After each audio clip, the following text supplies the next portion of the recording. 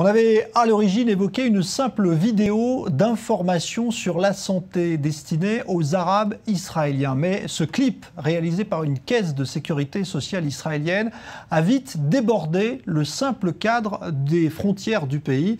Et il est devenu une sorte de tube dans tout le monde arabe. Reportage Maël Benoliel. Une série de vidéos explicatives sur l'allaitement en langue arabe produite par une mutuelle de santé israélienne fait actuellement le buzz dans les pays arabophones. Postées sur la page YouTube de la mutuelle Clalit il y a quelques mois, ces vidéos ont déjà été vues plus de 2 millions de fois jusqu'à maintenant. Des vidéos à l'origine traduites de l'hébreu et destinées en premier lieu aux clients arabes israéliens de cette mutuelle de santé. Ils représentent plus de 25% de la clientèle et bénéficient des mêmes services que les autres clients. Peu de temps après avoir mis ces vidéos en ligne, nous nous sommes rendus compte que le nombre de vues était étrangement élevé. J'ai demandé à notre analyste de vérifier ce qu'il se passait parce qu'il devait forcément y avoir une erreur. Il a vérifié et m'a dit que ça n'en était pas une.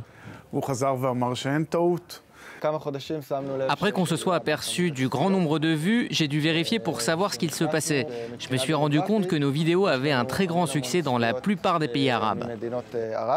Plus de 700 000 vues en Arabie Saoudite, plus de 250 000 en Égypte, plus de 150 en Irak et plus de 120 au Maroc. Une audience en constante augmentation. Ces vidéos pédagogiques qui fournissent des outils afin de mieux préparer la mère à la naissance ou à l'allaitement d'un enfant viennent, semble-t-il, combler un manque pour la population de ces pays.